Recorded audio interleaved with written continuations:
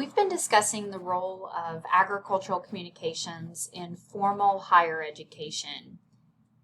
It's also important to recognize that there are a number of professional organizations that support students who are studying this area and exist to support people who are practicing agricultural communications as a career.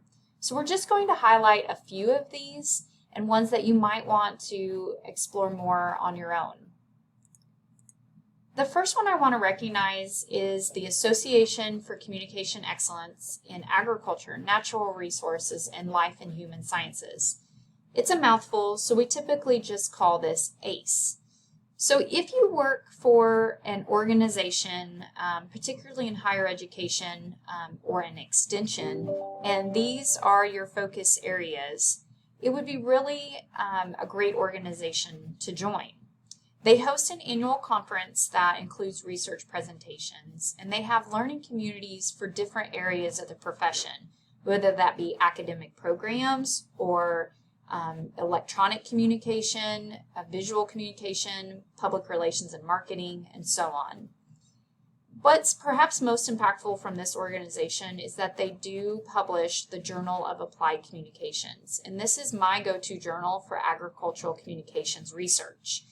It's published quarterly. In addition to empirical scholarly research, they also offer professional development for people who are working more in this communications role who may not have the research appointment. The next organization is Agricultural Communicators of Tomorrow, and I hope by the name it implies these are current students at different universities who are interested in becoming agricultural communicators upon graduation. The mission of this organization really focuses on networking, building professional and academic skills, and helping students get feedback on the work that they're doing. So there's an annual conference held in conjunction with Ag Media Summit, and you're going to see this term used in the next few examples I'm going to share.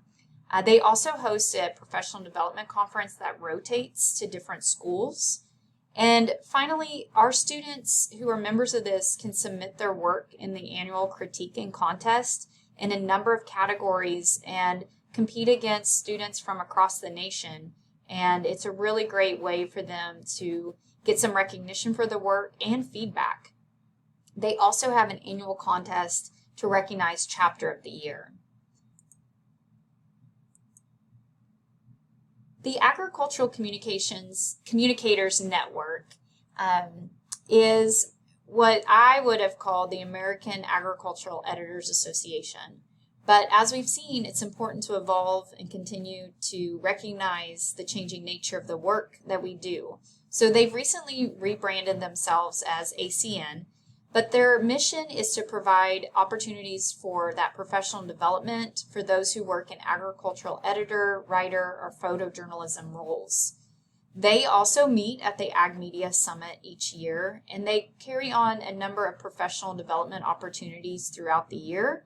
And they do have a student membership area, and they focus on helping students through scholarships and internship programs. The Livestock Publications Council is another group that meets at the Ag Media Summit, and you can imagine by the name that they're focused on communication efforts within the livestock industry. So they have a number of categories that you could join, including student member, but they have those who work for those livestock publications or people who work in allied industries, perhaps people who sell things that their readers might want to learn about. Another group is the North American Agricultural Journalists.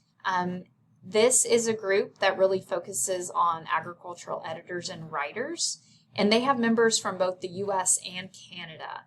So you can see the types of members that they have in the organization, and they do have an annual meeting held in Washington, D.C. Another group is the National Association of Farm Broadcasting, and this organization is focused on those who are supporting agricultural and rural broadcasting efforts. They have 3 different member councils. So this is to represent people who may work directly in the broadcasting area, those who are working more on the sales side, and then those who are allied. So as an educational partner, I could join the Allied Industry Council. They do have an annual convention every year in Kansas City, and it is a great professional development opportunity, and they really enjoy having students attend. I mentioned the North American Agricultural Journalists. There's also an International Federation of Agricultural Journalists, or IFAJ.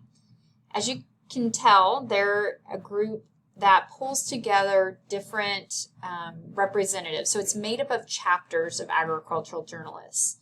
So there are 55 countries and more than 5,000 communicators who are represented within this organization.